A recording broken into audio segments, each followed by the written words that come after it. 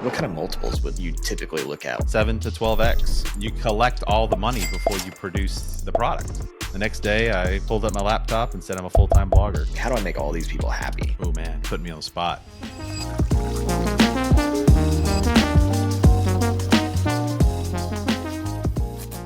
They'll all know who you are. I always try to think about like the first question I'm going to ask people. Welcome to the podcast, by the way. So you live on a golf course, right? I do. Okay. My question is, I've hit so many houses. I mean, I can't tell you how many times, like we play a couple different courses here. One of them has like no houses, which is awesome. The other one's really tight. And me and all of my friends have hit houses, and I'm always like, how does anybody ever actually live on a golf course? And like, you see, like, I'm like trying to sneak into people's backyards to get my golf balls and stuff. Like, what part of the course are you on? Are you on a part where you get hit? We are blessed. We are at the sort of the corner of two holes, and we have a par 3 tee box right next to our backyard. And there's never been a ball in my backyard, thankfully. So we're in a good spot. But okay, so you're right on the tee box. Yeah, neighbors down the street, they get pummeled all the time, and some of them have the nets up and all that. And if I ever wanted to buy some golf balls cheap off some guys, I just walk down the street and see what's in their backyard. It's just so crazy. It's just, I see that all the time, and I'm like, there's a one of the holes we play at my like home course. There's this guy always has his kids outside. Like, he's got like 2 kids outside, and where it lays up is like, it's like 250 yards or 240 yards, but it's on the left. So if you pull it, like, that ball is like screaming at those kids, and he's always got his kids out there. And we're always like, man, does he put helmets on them? Or like, what is I just don't understand why people buy houses that are right in either like slice territory on the right, 230 yards in, or like 240. Like, well, those property values have to be terrible. I would imagine. Man, the views make up for it. So it was a during COVID move for us, where we realized we wanted to be in our backyard a lot. And at the time, our backyard had like 4 other houses surrounding it. And we were like, oh, we're in a complete fishbowl. All right, there's the neighbor up there. He's like hanging out, ironing something. There's that neighbor over there, like, on his computer. Like, so we just wanted sort of a space in the back where, we didn't have, that was the big appeal. But yeah, I probably should have given that a little more thought. And we do hear like loud music come by all the time, lots of cursing that my kids are exposed to, So there's some negative things about it, but by and large, like, it's nice looking out on some green space, Do you have like the kind of gate? Sorry, I'm super interested in this because like we're probably gonna be buying another house next year. But do you have like the gates where it's like see-through, where it's not a wood fit? How did you get like that? To me feels like, I like privacy. Like, when I go to my backyard, like, it's fenced in, and I feel like I like that. But the houses that we're looking at, like, they typically don't have that. Yeah. Do you get just used to that, or does it bother you? Yeah. So along the sides of our house, we do have normal fencing, and it's that's a 7 or 8 foot wooden fence. And so it stops at a certain point, and then the wrought iron fencing starts. So it's a best of both worlds for us. But yes, I could be hanging out in my backyard, and there's, golf carts rolling by all the time. And so you got to kind of, there's the good and bad with that for sure. So. You get used to it though. Like, it's fine after a while.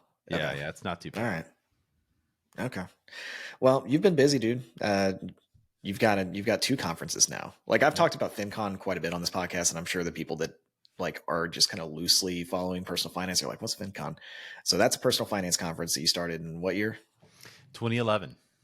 2011. And now you own TravelCon, right? Is that the right name? Yep. Dude. Made the acquisition late this summer. Why? So, okay. Why'd you do that? What was the reasoning behind that? Because it sounds cool, but I just, seems like a lot. So through the years of building up Fincon, so backing up a bit, Fincon's been a great project to work on. It was started as a side hustle, and then became sort of the bigger piece of the business portfolio. Had the privilege of serving a great audience and building a great team to produce that event every year. But for the most part, it's a 6 to 9 month operation, Okay. And that's a that's a really intense 6 to 9 months for that team, and so Yeah. it took 3 or 4 years for me to bring those people on full time to justify that. Through Yeah. the years, we've tested out some off-season events to sort of justify the full-time salaries and to, um, you know, create more work and do Right. cooler things. We've always initially we thought it would be in the same space in finance, um, Hmm. and so nothing ever stuck. We've always been sort of looking for a second event, and I actually knew Matt Kepnes, who founded TravelCon, and he started it back in 2018, 2019. And during that time, he was interested potentially in partnering with me. He reached out and said, "Hey, I want to do this thing. Would you partner with me on it?" And after 6 or 7 years of doing Fincon by myself, I knew how hard of a thing it was to produce an event. And if I'm going to produce an Yeah. event, it's going to be something that I'm the largest equity stakeholder in. And so Yeah. at the time, I passed on it, and I wished him luck, and I gave him some tips and pointers, and wished him well. Um, but it bubbled back up on my radar this summer because I noticed he had actually post COVID shut it down, and so I just was thinking, hey, this actually looks like a great opportunity, for our team to do something in the off season. They have my team has a passion for travel. I have a passion for travel.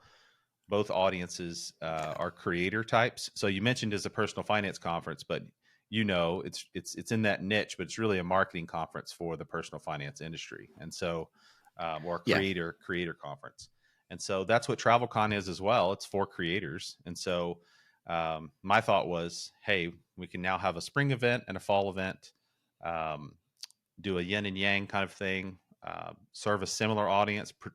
It's a similar business model. So we just take what's been working for FinCon, plop it onto the TravelCon community, sort of serve them up both with a similar product. Use the same team.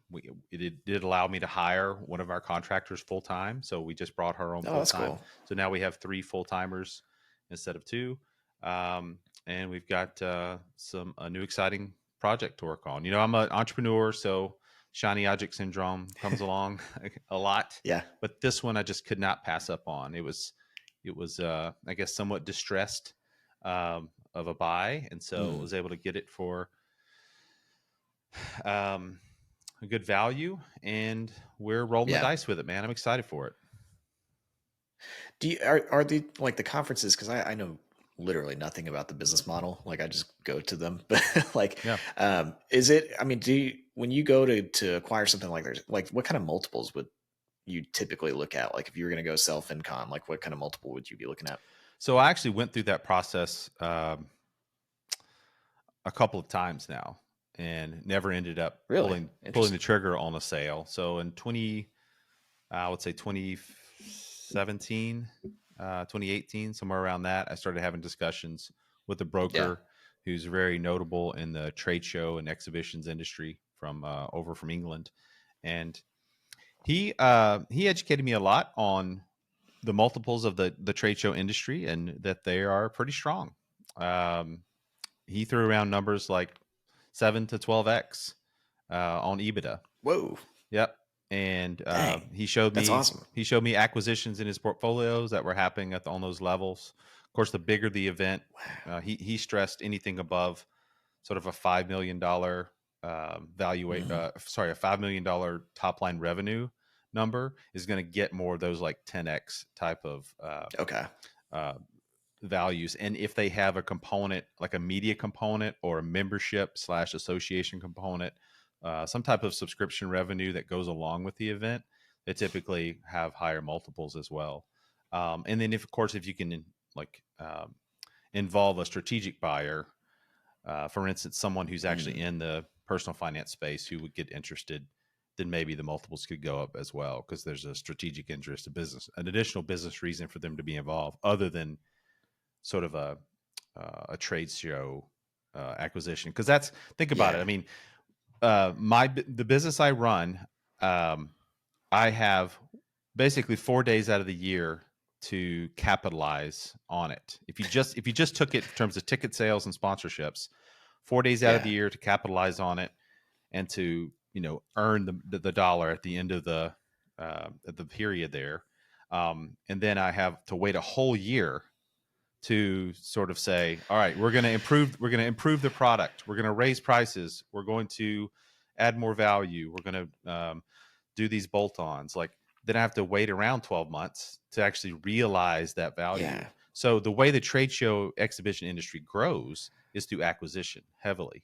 And so there's all kinds of acquisitions happening all the time for them to Ah, grow a lot faster. And it makes a lot of sense because then you can see um, some economies of scale associated with the teams that mhm. produce the event, the vendors you use. A lot of the cost sort of come down the more shows you're producing.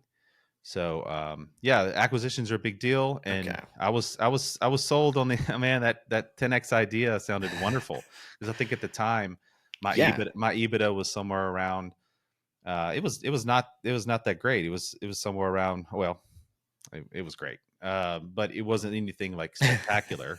I think the EBITDA in Sure, sure. 2018 was somewhere around 250,000 that we were taking home from the Mhm. event. And so, you know, that was bigger numbers than I'd ever seen in my life for any project I'd ever worked on. Right. Certainly bigger than PT Money. And so I said, okay, let's run this out. Let's see who wants to talk to us. Knowing enough about acquisitions to know that I'm still going to be involved in the project probably another 2 or 3 years anyway. So Yeah. let's start the party. And I didn't wake up, one day and say, I'm going to be an event organizer, an event planner. It's a tough business to be in. So, an acquisition at that point, 7, 8 years in, sounded good. But we ran it up the table that Yeah. year. Had a couple of offers come in, just wasn't ready to pull the trigger. And then we sort of did a similar thing in I want to say 21, post COVID, Yeah. but it didn't materialize. So Yeah. Yeah, that's crazy. It always every time I've thought about your business model with this stuff, and it would stress me out so much that you have 4 day like it's like you plan and then it's like you just hope it goes well, I yeah. guess. But you have revenue that comes in prior, right? Because like you're So selling the ticket like yeah, yeah. So as soon as the conference ends, you're right, selling yeah. tickets. So cash flow is great. Cash flow is really, it's one of the best businesses you can get into for cash flow, because Really? you Okay. collect all the money before you produce the product.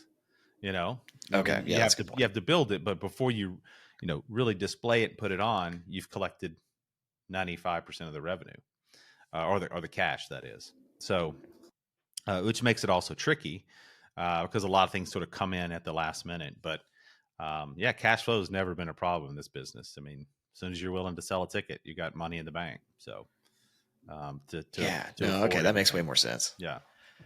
I don't know why I just thought of it as like you make all of your money in 4 days. Like that doesn't make any sense. But you yeah, I mean, you you uh you realize it, from an accounting perspective. Like, that's when you earn it, that's yeah. when you realize it. That's when sort of like you see the margins. They don't show up until then. you know you Really? That's y- interesting. yeah, yeah, it's just so hard to predict. Last minute sales, last minute booth sales, ticket sales. I mean, it all hinges on that. So you have to plan for this very big margin. um, but who knows where at the crunch time where that's going to land. It's tricky business. What's your stress level like the week before, like where you're coming in, like getting everything set up? These days, very low for me. My team has it. They Oh, that's really awesome. do. In terms of fulfilling the event, so I think about business in terms of getting customers and serving customers. And the serving customers part, they've got down really, really well. I always start thinking about, ooh, I should capitalize on the fact that all these people are here for this time. Ooh, we should do this, or ooh, I should kind of do this thing while I'm there. So I started sort of getting obsessed with that kind of stuff. But from a like event production standpoint, I have no worries at all. They're a fantastic team that they know what they're doing. They do sort of risk assessments and management and backup plans, and help each other out. They're very collaborative. They bring on great people to help us produce the event. Hotels really make it, and venues make it pretty seamless with producing events. They make us look Okay. they most make us look really good. We have to kind of stay on top of them and um, watch out for some stuff. But for the most part, I've always told my team this is like something will screw up. Something is going to happen that we didn't plan Yeah. for, or you know, but it's how we respond to that and what we do as a result of that that matters most. Because there's only so much risk management we can do beforehand, so much planning we can do.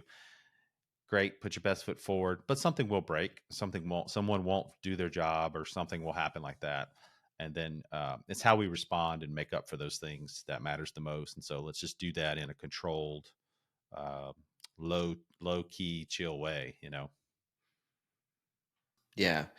Outside of like, I'm going to assume that COVID is probably the worst thing that's happened since you've been running this business, just because you couldn't do a conference. But what's the worst thing that's happened like at a conference, or just like surprise kind of thing that came up, like a problem? At the events itself. um Sure. yeah, that's a good one. There were so with my event in particular, it's very the attendee, the creator, the influencer is very much in some ways, especially when it relates to the brands or the exhibitors who are there. They're very much like the product in a way. The brands really want to Okay. interact with them and want them to be a part of their activations while they're on site. And so they pay for the privilege of throwing a party, or having sort of installation there, and they're like, okay, and you guys are responsible now to get the bigger influencers to this component of the event for us. And that's what we sell the idea that we're bringing these influential people to activate with their engagement, or engage with their activation, or go to their event or whatever it is within the event. And so oftentimes people will sort of skirt that on us. And I would say it was like 2016, someone did that in a big way and like took all the women away from the conference. Like it was like a women's money thing that we didn't know was happening. And so Oh. at one of our big parties, it was like a dude fest, and we were wondering where kind of all the ladies, the more influential ladies had gone. And turns out that there was a kind of a sponsor who had gone sort of backdoor on us. And so the sponsor who was throwing the Dang. main party was really disappointed in that. And they were a partner who were with us a long time, and they've been great even since. But that was kind of I guess, one of the more embarrassing moments of the event. So we spend a lot of time Yeah. trying to control that, and that's hard at the event. So it happens, but that was kind of a stinker when that happened. Yeah, that kind of sucks. Wait, what year did you say that was? Like 2016? I Hmm. think I know exactly which company you're talking about. Yeah, We won't say yeah. their name on the podcast, but you said 2016. Was that San Diego? What It year was. was Yep. that? Yep. Yeah. Yep. I know what you're talking about. No, that's crazy. Yeah, that would stress me out. It's funny because like, um, I've got like a vision board thing.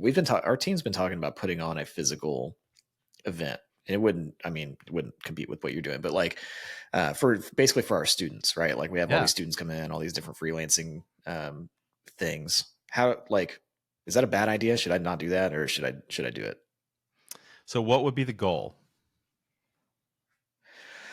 I don't even think that this is going to sound a little weird. I don't think that the goal would even be to really make money from it. I think it's more of a community building, Hmm. like, I don't know, just something that would actually be like a good networking event for people, a good kind of community building thing for us. Um, just brand, like helping grow the brand. But like, even I'm going to say this, even if it's break even, I think it would probably be a good thing net, like, Yeah. net for the brand. But I don't know. Is that stupid? Like, should it just be No, to actually make money? no, I'm a huge fan of events for loosely built organizations like I have, or for paying customers to bring those people together, especially if there is additional value that those attendees are going to get by being around each other, right? If it's all come watch Bobby and come watch Bobby's team talk about their thing, and learn from Bobby, then that's a tough event. That's a stressor of event. But Yeah, I don't want but that. if it's more like, hey, we're all headed toward a similar goal here, and I think you've organized your company that way to help people all move through a journey. As part of that journey, Yeah, yeah, come meet the people in the Facebook group or in the the community you've set up online, the platform. Come meet them in person, because there's nothing like in person, and those relationships can blossom into bigger and better things. Those people can then start doing work together, learn from each other real time, and form real relationships, yeah, which is which is real valuable, yeah, man. I mean, that's the magic, of events. That's what they bring. And I would say, because you mentioned cost and pricing, I would say shoot to make money, because with the event will add value to your attendees. It sounds like the way especially yeah. the way you're positioning it. Um, so shoot to make money on it, and then you'll break even. Okay. Don't shoot to break even, because then you'll lose money. So, No, that's a good point. That's a good point. yeah, Yeah, it's try just your it's one best of to those things make like money. we've just started talking about it, but it's just one of those things that I feel like it naturally, like the progression of where we're going as a business, it makes sense to have something like that. Mhm. But I feel like it's going to be a lot of work. Like I think it's going to be a big project, and maybe I don't know. FinCon started pretty small, right? Yep, 300, about 250, 300 folks. Yep. And my Okay. advice there in terms of workload is Yeah. certainly have a detailed person on the team, which I'm sure you do, but also Hmm. as much as possible, let the community build it. You're the host. Oh, that's You're cool. you're making sure it's a safe place, it's a convenient place, it's a nice place for them to kind of come together. But then let your community organize it. Really turn the reins over to them in terms of programming, activities, networking. Really make it an exercise in like engaging them now. As soon as you say I'm going to hold the event, they are already in it. Like as soon as they buy a ticket and become an attendee or get on the email list for the conference, consider them attending. And from that point forward, they're already like part of the experience, and so as much as possible, like Okay. engage with them to help them build the thing. Because one, you're going to get a lot of people helping you out. And so there's a little bit of corralling Yeah. that your team will then have to do, but it's going to be so much richer of an event, and they're going to be so invested in it. And by the time they get there, they're going to feel like this is their thing that they formed. And it's going to be, Okay. a lot more valuable. And it takes a lot of the pressure off of you to produce and to show up and to wow them. You want to have those surprises. You want to have those sort of Hmm. wow moments as part of your event, but certainly by all means, you got an existing community, so just let them plan it, man. Let them help you make it. I like that. Are there companies that I can like hire to handle a lot of the logistics and things like that? Like I'm sure there's some kind of like conference companies, right? Yeah, absolutely. There's companies of all types and sizes that can do different elements of the event. Event management companies that can help you put it on for Okay. sure. And Mm. software. I mean, it's a whole industry, but yeah, it's tough weeding through because um, there's no sort of set process. It's kind of a little bit of a wild west finding the people. Okay. I chose people from my life uh, who I just knew, loved, and trusted. So that was my big deal. I Yeah. 100% trusted them, so I could kind of unleash them on a component of the event. I would get someone who is a bulldog when it comes to audiovisual. They understand that piece of the industry, Okay. because from an event standpoint, that's the linchpin of cost is right there with AV. And so if you can get someone who knows what they're talking about with AV and is not going to let you get raked over the coals there with the venues, someone who can Okay. fight for you there, that'd be great. Um, Highly recommend Justin Buffkin from Vidzuno. That's who does it for us. On the events Okay. on the sourcing side, so the sourcing meaning finding a venue, the venue sourcing. Um, there are third party companies who will help you there, and they get paid a commission from the venue who you ultimately sign with. But they act sort of as a broker to help you find a good spot to host the event. Um, they submit Okay. a request for proposals out to the industry, and then a bunch of these proposals come back to you. When it comes to the agreement, they know how to look at those agreements and tell what should or shouldn't be in there. So I can put you in contact with those those folks as well. But Heck yeah. yeah, those are the two. I'll have to go back and Yeah, those are oh, the go ahead. those are the two types of people I think you definitely have to have on your team. Someone who knows AV and can help Okay. you source that out, and then a good venue sourcer, which you can use a free one that's sort of a commission based. Okay, that's cool. Yeah, I'll have to come back to this podcast and like re-listen to it in like 2 or 3 years when we decide to do this, or I'll just hit you up. But Yeah, yeah, it's cool. I think it's going to be cool when we do it. I think it's just going to be I think it's going to be a lot of work, but I'm excited about it. yeah, But one of the things I want to talk to you about, like, so obviously, and I think we've had this conversation kind of off camera before, like when I first started in the personal finance. So I started in 2015. I hmm think I started the site. And it was like all bloggers. Like it was just basically, I mean, I don't think that maybe there were YouTubers there, maybe, but I don't remember. I remember it just being like all kind of like either authors and kind of like, yep, I don't know, personal finance influencers or bloggers. And then now I feel like, I mean, obviously like TikTok and YouTube, like what shift have you seen? Like, have you seen that kind of continuation of like blogs becoming less of a thing, like, and it's more toward like the social media influencers and YouTubers? yeah. I think YouTube had a big effect of it, and I also think the short form video algorithms have had a big effect as well. YouTube meaning Yeah. that's a major search engine now for younger people. So folks like us coming Yeah. up, Google was our search engine. That's where we natively went Hmm. to search for information, and then blogs could be the answer. And to a certain degree, depending on the age and the topic, it still is a good answer. It is a good place to answer.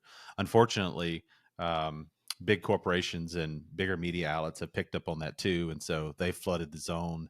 So the smaller voices, are kind of being pushed out a little Yeah. bit. And so I think a lot of new creators have shifted toward fertile ground, which is smart on their part, to move toward places where those bigger, bigger movers haven't gotten to yet, and that's YouTube. I think long form on YouTube Yeah. is a gold mine right now. Um, Unfortunately for us, old school. Well, I put myself in that category. You're not old school, but unfortunately for me, it's an entirely different skill set. It's still content, and it's Yeah. still you know research, forming ideas, and presenting it. But presenting it in video is a challenge, for someone who's just used to sort of being behind the keyboard, For a keyboard sure. warrior.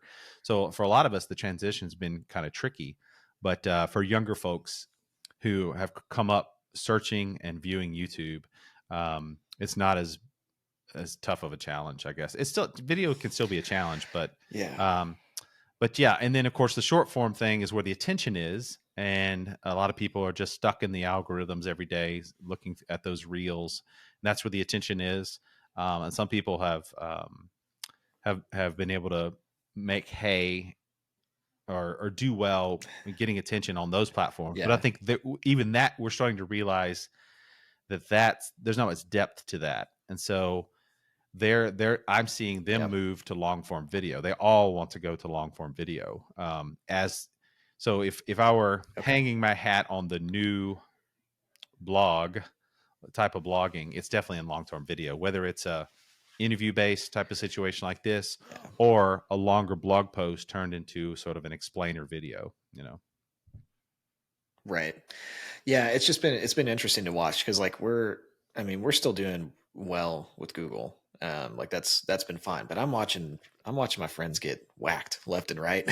Like everybody's hurting right now. I had Deacon on yesterday, and we were talking about it, and it's just like there's so many creators that built on Google, Mhm. and so my my goal for the last year has been like, okay, we got to diversify like everything, like more courses, less affiliate revenue, get that percentage down of overall revenue.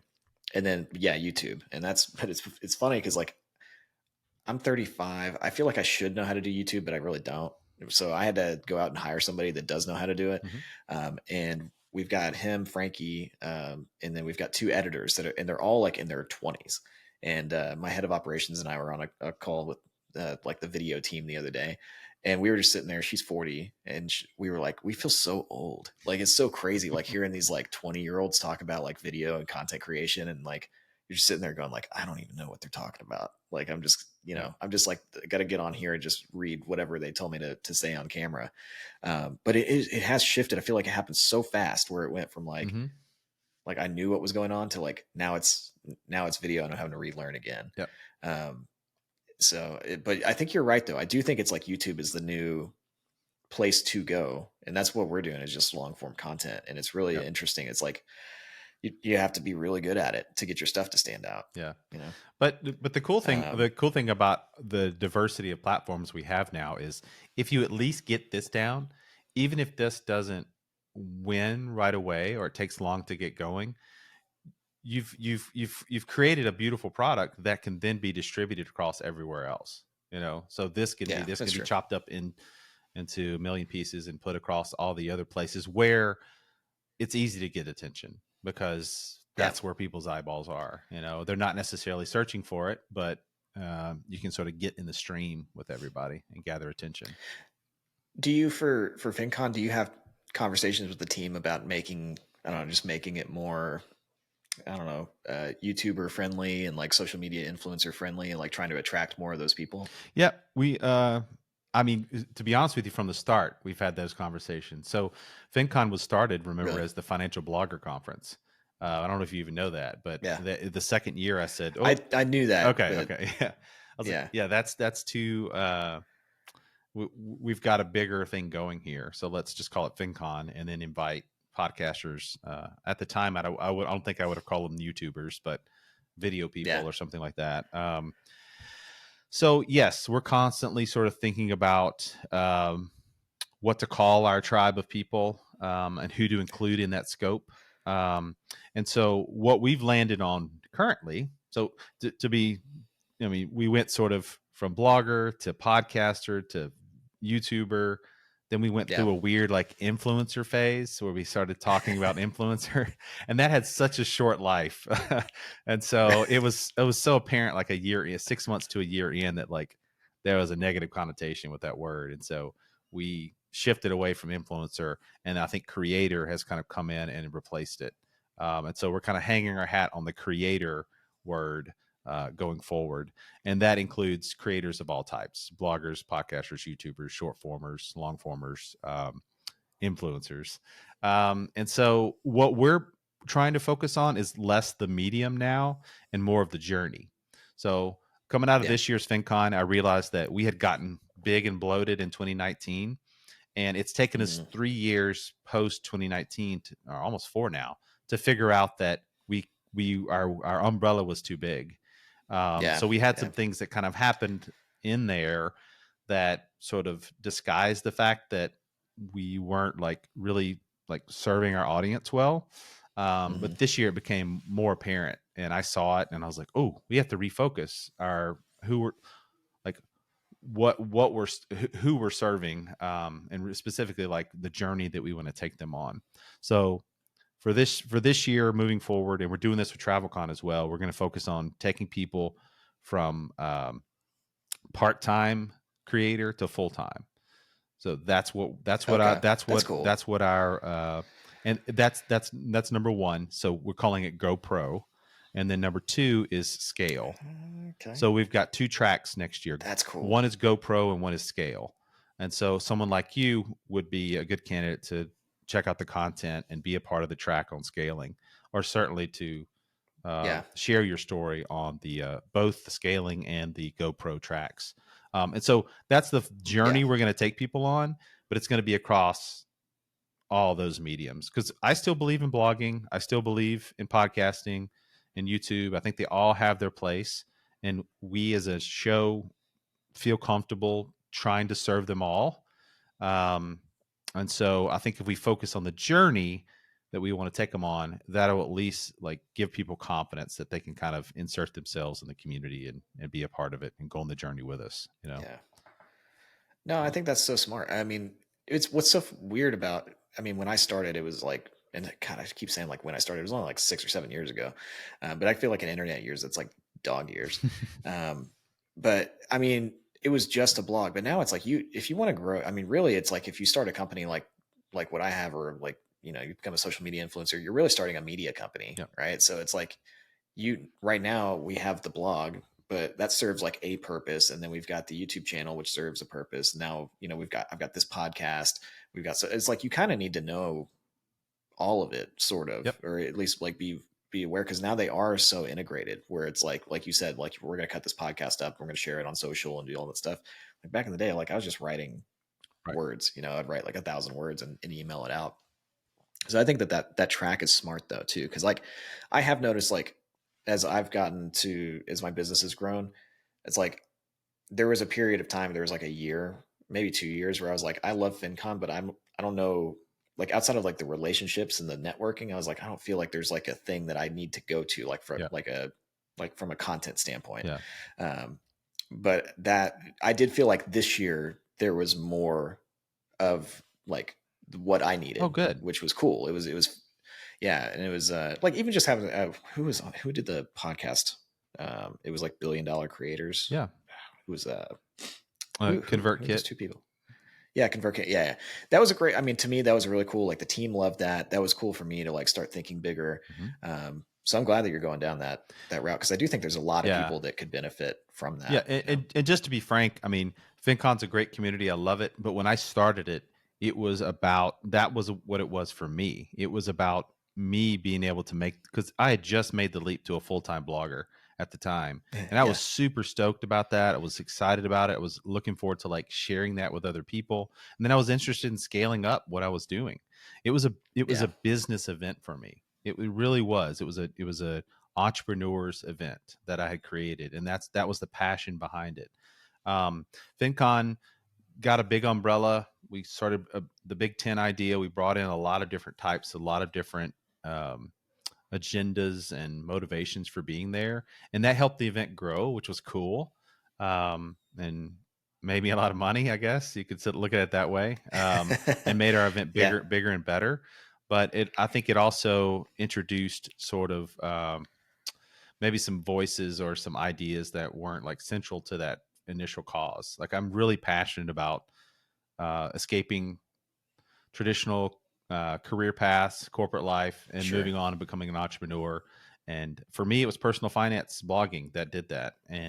Um, and so that's what I want the event to focus on going forward, is that aspect of it, Yeah, and kind of tone down a lot of the having to speak for the general personal finance community, sort of having to move the idea right. of even like moving the idea of like financial freedom and independence forward.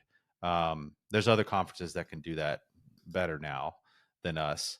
So we want to focus on helping the creator go pro and scale, man. That's where my passion is. That's what I'm going to focus on. Yeah, So I think it's smart. I think you're going to get less drama too, to be honest with you, yeah, because like what I've saw. I mean, obviously you lived through this, yeah, but it's like as FinCon got bigger, I felt like there were more people that were like, if you had the wrong speaker on, yeah. um, like I remember what year that might have been the San Diego year. I think Noah Hmm. Kagan, um, he came on and it's like I remember very vividly. Half of the people loved it, and then half the people were like, I can't believe they brought this guy in to do this speech, Right. And I'm sure it seemed like for a while, like it seems like it's gotten a lot better now, but like for a while, it seemed like you were having to juggle, like, how do I make all of these different people with all of these different Yeah.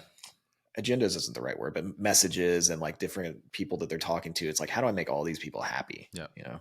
And I felt an obligation for that because it was an industry show that was sort of, in some ways, a gatekeeper for our industry, right? If you go to the show, you get featured, you get speaking gigs, you get affiliate deals, you get JV. Yeah. So I wanted to have sort of an open source vibe to it, and frankly, I thought it always had, but Mhm. somewhere along the way. Um, we lost sight of like the original mission. I still want it to be open source. Mhm. Anybody and everyone's welcome to FinCon, but here's what we're going to work on while we're here. This is the idea behind it. So that's what's going to refocus for Yeah. us. Yeah. Yeah. You're probably a lot less stressed out these days, though. Like, I can't even imagine, like, how was it during just even the pandemic, like when you have to cancel a show, or when you have to Yeah. take it digital? Like, what is the process? How does that work? Yeah, that was probably the most stressful years of my life for a lot of Yeah. reasons. But we we we weathered it, man. We were lucky to have like 8 years before that point of solid growth and stashing the Hmm. cash and fixing our own finances, and um, getting into a position where we could kind of survive that time.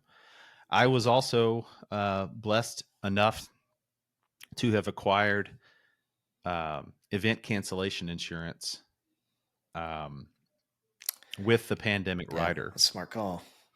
So we were able to, Whoa. yeah, we were able to kind of weather that a lot better than some other events were. Dang. So Did you do that on like did you do that on purpose, or was that pure luck? Like you just like you're like, yeah, we'll add that on. the pandemic rider was kind of because it was going to be on the West Coast now, and I perceived we always pick a rider to add on. I think traditionally it was like the terrorism rider, but for whatever reason, Long Beach didn't Okay. seem like the hotbed for terrorism. And they had the pandemic Fair. rider sitting there, and I just said, "Oh, that one looks good. Let's add that on." I think I was one of the only events Wow. in the U.S. to have made that acquisition. That is That was December 2019. I made that buy. It was nuts, man. dude, that's like a Michael Jordan level move. That's a goat move. That's crazy. I did not know But that. even with But that, man, yeah, how even with that, there were no guarantees, and it was a stressful year. And working with insurance yeah, was very challenging and difficult that year. So um, it was not. I wouldn't wish that on anybody, but that component of it no. did help us weather some of what was going on for sure. So I got lucky. I God, got that's so lucky there. crazy. Dang, dude. Yeah, that's pretty wild. Is it difficult working with all of these corporations that you work with? Like if they're giving you money, and I don't know what percent, like actually this is a better question, I think. What percentage comes from of your revenue comes from the people that are attending versus the companies that are sponsoring, Yeah, if that makes it's sense. been about 50-50 through the years, and I feel like that's Okay. been a pretty healthy balance to keep the interest involved in the event more equally aligned, for us to not be married up. Yeah. I'm sort of an I'll just be honest. I'm sort of an anti-corporate guy. I don't like big companies, Yeah. Yeah. traditionally, um, but I do use their products and services as well. And Sure. I like the ones that come and are activating with our community from a they respect the attendee as an entrepreneur, and they want to do business with the attendee. The ones that come and Yeah. just sort of see it as a PR exercise, or um, sort of as a showcase. I mean, there's places for that if done right, if done tactfully. I respect that, but I really want you there to do business with the attendees. And for a while there, actually, uh, probably like foolishly, I even said to some corporations, "Hey, if you're not going to come and like work with us, then probably doesn't make sense for you to be there." So I actually started, in some ways, turning some of them away around 2017, 18, 19. Yeah. Um, it and Yeah, just kind of going to bat for the attendee to say like, okay, don't waste their time by being here if you're not interested in paying creators or having an affiliate program where they can work with you directly, or actually respecting them. Yeah.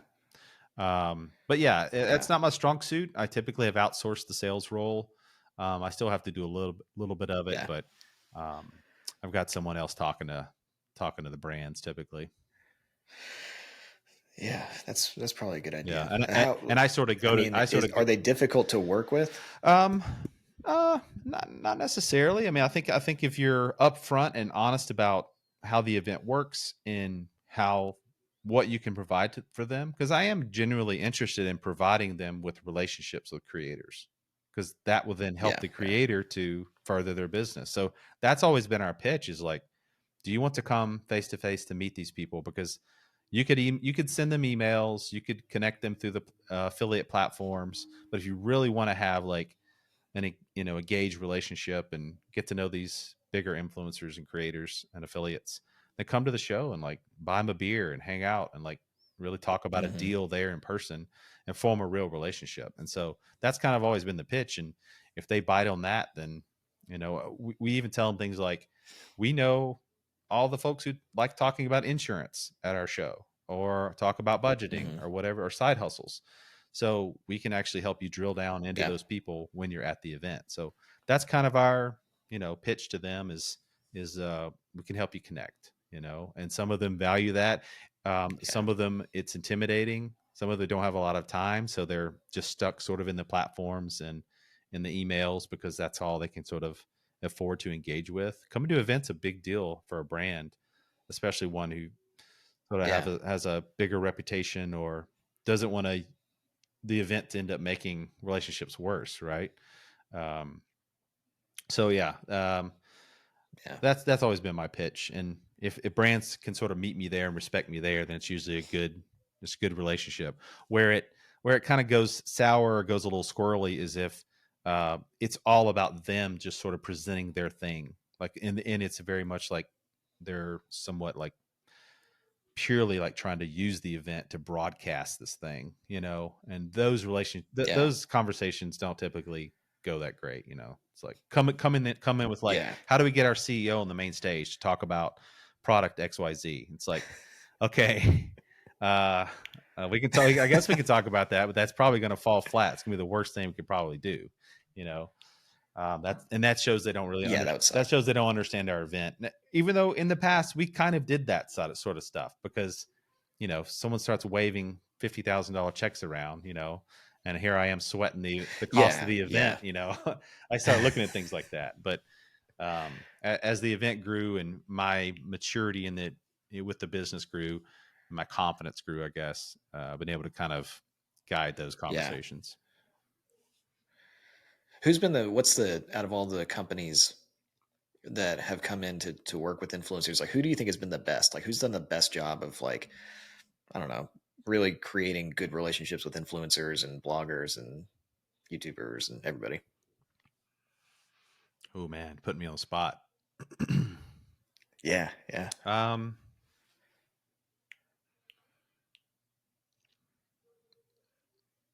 that's a good question, man. It's changed recently, so I would my reflex would have been to say someone like Ally Bank. Um, they Hmm. weren't with us this year though, and traditionally they really haven't had a good affiliate program or anything with associated with the bank, and so Right. in some ways been a great partner. In some ways they could have done a lot more, and I always wish they did a lot more. But Hmm. they understood our community, I think, a lot, and always wanted to be alongside of us. So I'd say Ally through the years has been a great partner for us. Yeah, and we'd love to have them continue to be a part of it. I think they have a great product. It's easy to, as a content Yeah. creator, talking about personal finance. They're easy to, I use them. yeah, they're easy to talk about. They're easy to use. I use them as well.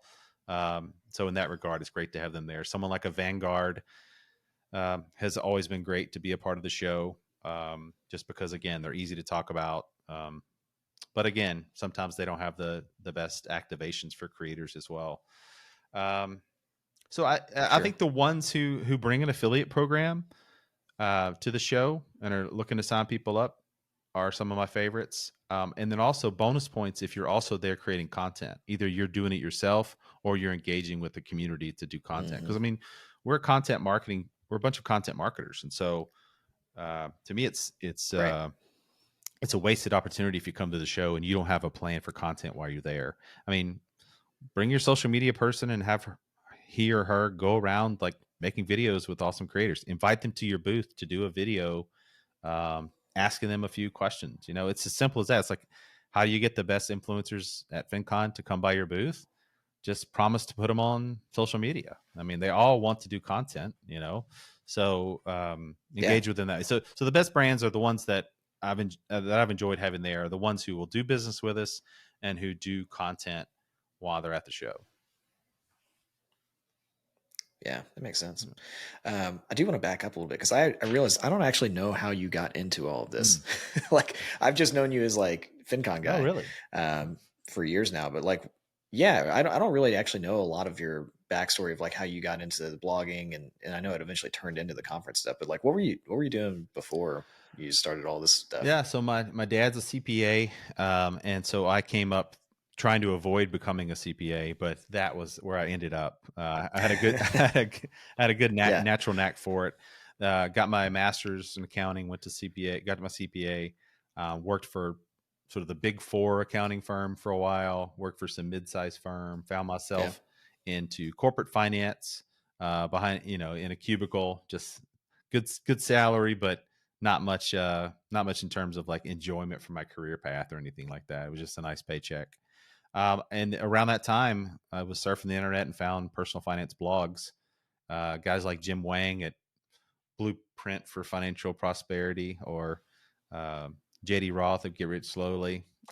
Just sort of got obsessed with yeah, reading their content and discovering this whole other side of finance, the how to improve your financial life, how to fast track to financial independence, you know, things as goofy as like maxing out your 401k and Roth IRAs and doing all that. It was like, oh, this is a cool challenge. This is exciting. I didn't know you could like think this way or live this way. And um, so those early right, voices like that, Jim and JD, um, really helped me to kind of reframe my thinking around money. And then with enough consumption comes creation typically. And so after a while, I just started my own blog and called it ptmoney.com. Was anonymous for a while because I was scared to share my, real stuff online. And then 3 years later, yeah, so that was 2007. So around that time, I was getting married, I was having kids. Um, so I just had a lot of life going on that made sense to like share on the blog. Plus, I was a CPA, so I had some tax knowledge and investing knowledge that sort of go along with my hmm, story of getting out of debt. And so it's a good little mix of things I could contribute. I was a terrible writer at first, just sort of copied and pasted what I saw others doing, just mimicked the other bloggers yeah, with my own spin on things. Um, and that blog started getting traffic and attention and revenue. And then I started getting the crazy idea to make that like my full time thing. In 2010, it became the full time business, thanks to those relationships mm, with Jim, JD, other guys like Rob Berger, Ryan Gana, yeah, all guys I'm sure you know and love.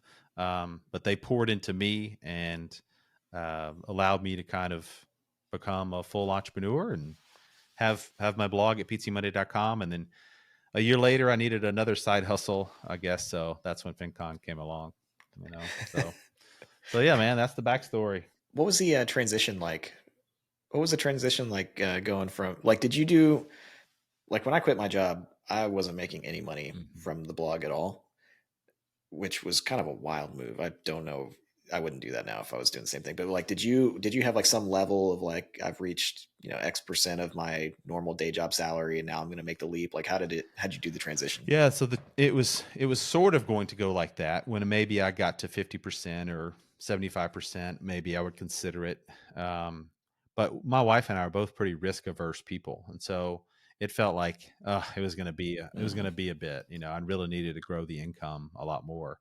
So I think I was at the time I made the leap, I was probably making 3 or 4 thousand a month from the blog, which is about, Okay. yeah, probably a third of my salary at the time.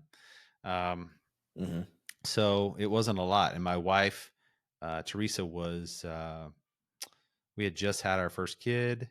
And if I recall, like she was working, but it was as a teacher. So she had kind of a low income for herself. And I was traveling a lot with the corporate life. And so I would do 3 weeks at a time. So I did like Sydney, Cork, Ireland, Bangalore, India, all these cool places. Like, and I would, where possible, I'd bring Yeah. her along. It was my daughter's first birthday, and I was going to have to go to Bangalore back again for 3 weeks, and it was going to be over her first birthday. And I did everything possible to talk to my bosses about like getting someone else to go for me or doing it at different dates or all this. And they just, for whatever reason, would not budge on my daughter's first birthday. And I was like, you guys are crazy, like, how can I, like, leave when, it's like the first birthday? I mean, I guess we could have thrown the party a different time or whatever, but secretly I probably used that moment to apply some leverage to my wife to allow me to kind of make the leap. And I said goodbye to the corporate job Yeah, then and stayed home, did the birthday. The next day I pulled up my laptop and said I'm a full-time blogger. So I said that's I'd cool. figure it out. Now I did some things to sort of help lessen the risk a little bit. So I think that season I did a few taxes for my dad. I think I also took Hmm. on a blog editor job with a bank, like freelance style editor. And Yeah, so I filled the gaps with some side hustles there until the blog took off, and it was about August or September when the blog kind of finally like popped. So yeah, dude, that's awesome. I feel like my position has kind of changed on people quit. For a long time, I had people that would email. I'm sure you've had the same thing where they would be like, "I want to quit my job. Um, what's your advice for like how to do that?" And I remember I used to give like very like the standard save up, yeah, 6 months of emergency fund, and then make sure you're matching your salary for yeah. X amount of months or whatever. Which is funny because that's not what I did at all. Like I You said, just jumped. but I've kind of realized now. Yeah, yeah, I was just an idiot. Um, but I realize now it's like that, as dumb as that kind of was the way that I did it, like fear makes you do like a lot of things. Like me being just terrified of like, I was just about to get married. And I quit my job and like I had no idea how I was going to make money. Like from that, I started a digital marketing business and really like figured some things out with the blog and everything. But I think it's kind of good to have like So that element yeah, of, to oh crap, yeah, to I might have messed up, yeah, you know? to apply constraints, right? And to apply some limitations Yeah. because yeah, you're right. I still do that to this day. I hide money from myself. I Yeah. take cash earnings and get them into real estate, something where I can't pull money out easily, or you know, I I sort of still use some of those tactics today. But I'm with you. It's easier. I think it's easier to say on this side of the entrepreneurship, um, at least Yeah. at this point, to say, "Oh yeah, just jump in." But for me back then, I needed such a runway. It was 3 years of PT money on the side uh, before I was able to make that Yeah. leap. So yeah, Well, you had a kid too. That's the other thing. Like I didn't have a kid yeah, when I think about it now. I'm like, dude, I would have a really hard time just quitting my job, because like then you're like, oh man, if I screw this up, like we're gonna be homeless. yeah, Like, yeah, I'm gonna raise my kid on the street. yeah. And Um, and I Going back to your corporate life. sorry, Oh, one go ahead. thing that I always like to add there is whatever you choose, whether it's a quick leap or a long term trajectory, don't sit in any fear or any ignorance of what something will be like. So if it's like health insurance that Mm, you're worried about, or what your parents will think, or something like that, don't like just sort of sit in the fear or the ignorance of what will happen. Like actually go research the health insurance to find out what it will be like as an entrepreneur. Go research like different living yeah. situations you could go through, or how to talk to your parents about things like that. So a lot of times I tended to just sort of say, oh well, I can't do that because of XYZ.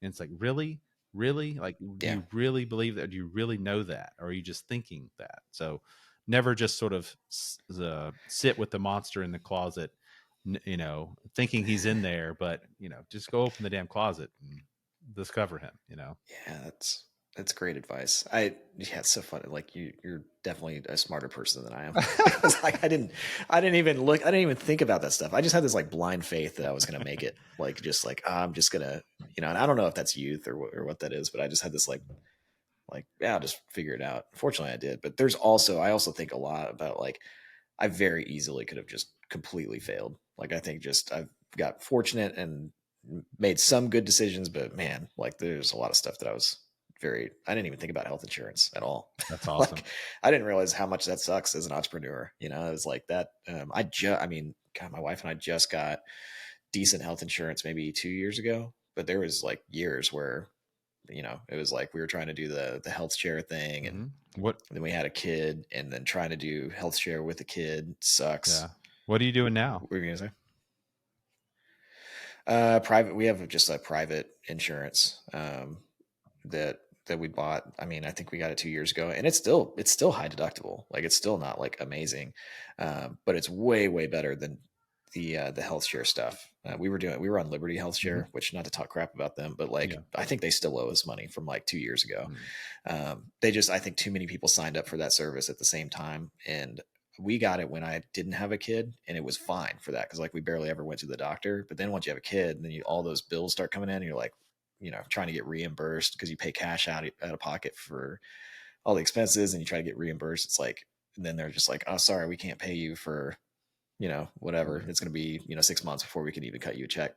It just sucked, um, but now we're good. I do think one of our goals, like as a company, that's the only benefit we don't provide as a company right now. Just because it seems like the insurance we could get for our size, we'll have 5 full-time employees in Q1 of next year, and then like we'll probably have 7. But even still, it's like people are better off just go to the Yep. exchange and get it themselves. We're thinking about doing like a healthcare reimbursement. It is part of our benefit package next year. So we'll see. Are you doing any of that with your employees? Yeah, I do a small healthcare reimbursement, and I'm in a similar position. It's been frustrating to try to Yeah, find something that works for everybody. Me personally, I still use the MetaShare, the health sharing deal, but I'm always sort yeah, of looking every year into something new. And now that I have a few more employees, I'm starting to look around again to see what my options are. It's tough, but yeah, you can cobble it together. yeah. Um, I'll send you what I've got Okay. after we get done recording. I think it's United Health. I don't want to butcher it, Okay. but yeah, it's pretty decent. Um, I did want to go back to your corporate life because my wife and I, it's funny. I did a little birthday trip for her birthday, and we went to downtown Houston. And I didn't realize this about Houston, but there's tunnels all under the city. I've lived here for 20 something years, and I had no idea because like when you walk around downtown Houston, it's like a ghost Yeah. town. Like it's literally the only people you see are the homeless people. And I was like, I know there's all of these major Yeah. corporations here, and there's a financial sector. Like, where are these freaking people? It turns out they're all underground. Like walking around in these, like, there's a tunnel maze under the entire city that connects you from tower to tower, and it's like a mall down there. So I went down there, but the reason I'm bringing this up is because it was like when you go to the financial sector under there, every guy was dressed exactly the Mhm. same. Like they all had like the finance bro. I don't even know how to describe it. It's like a Patagonia jacket with like they're wearing the same like these khakis with these same shoes and stuff.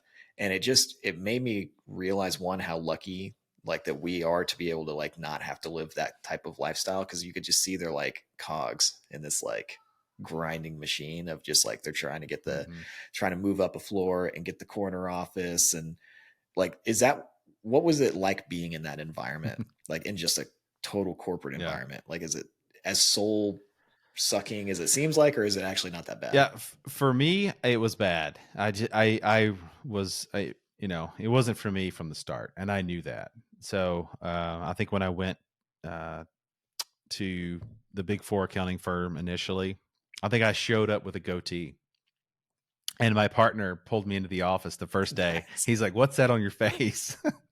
And he's like, "You didn't have that when you interviewed with us."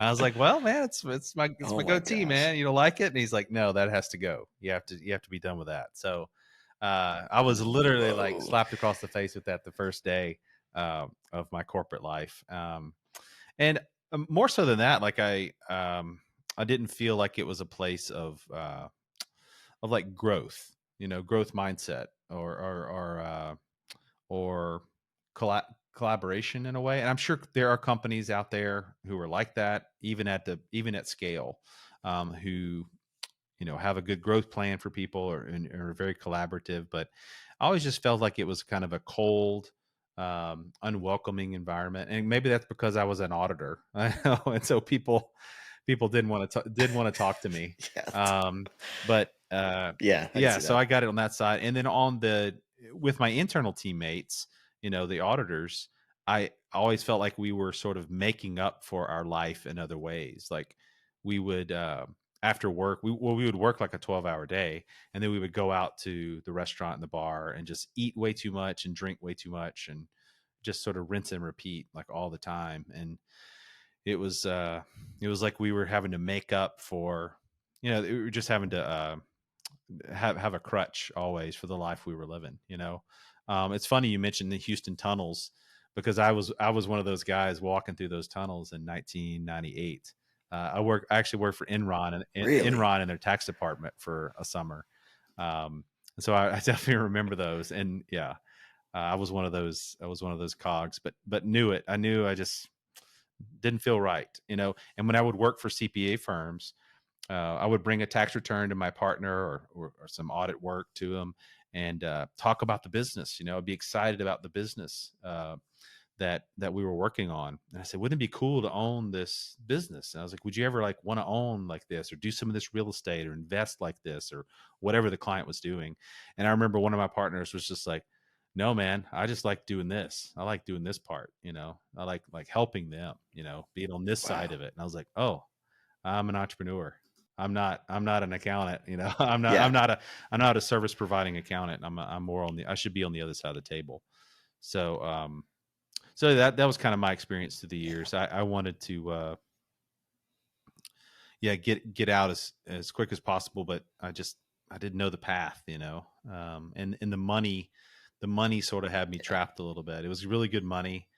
And I felt like, I guess, there was some Yeah. sunk cost involved in the masters and passing the CPA. It took me 6 tries to pass that darn thing. And so all that Whoa. sunk cost, was just like I had to sort of fulfill it through this career. Um, and then, yeah, just nervous about the other side as well. Yeah. But here we are. I think it's a better life though. I mean, yeah, For I know. me, I think yeah, if you're built for it, I think that's a really good point. yeah. Well, and to a certain degree, that can also be used as an excuse by people on the other side to say someone is or is not built for it. And so always check yourself to make sure that that's not Yeah. being used um, as an excuse. But I would say there are some things with entrepreneurship that you have to learn. So I went through ups and downs even within my first year of being a full-time content creator. And then certainly with the conference, I've gone through ups and downs, and you never graduate from that. You actually just have to get comfortable with that. I've always felt like, and so like accepting that and learning that like that uncomfortableness is part of the deal, and getting comfortable with Hmm. being uncomfortable. Um, is kind of part of it. So I think if you can accept that, then you'll be in a better place, because it's certainly not perfect on either side of it. It's like, what imperfect do you want? You want imperfect that comes with like a massive upside and massive freedom and independence, or do you want the uncomfortable that comes with wearing the jacket in the tunnel? You know. Yeah. Yeah. I mean, for me, I think I've just kind of learned, and maybe I just have told myself this. I think I've just learned to like really enjoy being stressed, not stressed. It's not even that. It's like there's something about the struggle and the grind of being an entrepreneur that like I don't think I'd be happy if I didn't have Hmm. that. Um, but it feels, it's like you're always concerned about like, okay, what's coming up next? Is there going to be a Google algorithm change? If it's an affiliate program, is the affiliate program going to get shut down? What happens with marketing budgets? You Yep. know, our marketing budget's going to be slashed going into 2024 for potential recession. Like there's always that. Sure. Then you start layering on employees on top of it. And then it's like, the increased responsibility of like, I don't feel like I just have to take care of my family. Now I feel like I've Yep. got, 4 or 5 families that, kind of depend on us too. So we got to be able to produce. But I like all that. Yep. And I think that that's kind of like, I don't know if maybe I've just convinced myself that I like it, but it's either way it works. Yeah. Right. Like, but, but yeah, man, I do love it. I love the entrepreneurship side of things. What what's next for you? You got TravelCon, you got FinCon. What are the next couple of years look like So for you? I've also I took over for my dad's CPA firm. So my dad has been running his CPA practice for 50 tax seasons. Isn't that crazy? 50 tax seasons he's done throughout his Wow, that career. is wild. He just finally retired 2 weeks ago, and there wasn't another CPA in the firm. He had Wow. a great staff, but mostly just staff accountants that weren't necessarily accredited, and so he was not going to move the firm over to them or sell it to a third party. And so, after trying to help him sell it to a third party, um, I finally came around to the idea of acquiring it myself. And so, I'm the new proud owner of Taylor and Associates Financial Services out of Branson, Missouri, Wow, man. a CPA firm that Congrats, dude. That's serves awesome. over 500 clients in mostly the Branson regional area, with individual tax, corporate tax, as well as bookkeeping and payroll. So, um, I'm adding a big piece to the pie here. Hopefully, one day that Yeah, all integrates. I see it as integrating into my other businesses. Us turning the accounting firm into a firm that serves creators and helps them, with their books, with their S corp filing, if that's what they want to do, and helps them with their taxes. So it's a great team my dad built. that makes a lot Yeah, of and sense. so I'm going to take that team and move it to the virtual world. So that's the next big thing, Very man. cool. So yeah, lots to think about, lots to do. That's crazy, man. Well, I appreciate the time and the conversation. I feel like every podcast I've got to end because my kid's about to like go wild in the background. Um, but yeah, dude, great conversation. I'm looking forward. Where's FinCon next year? FinCon's I know you've already announced In it, right? Atlanta, October 23rd to 26th, man. That's right. That's right. Yeah, we'd love to have Okay. you. FinConExpo.com. Hey, FinConExpo.com. Awesome, dude. Well, I appreciate it, and thanks for coming on the Thanks, podcast. brother.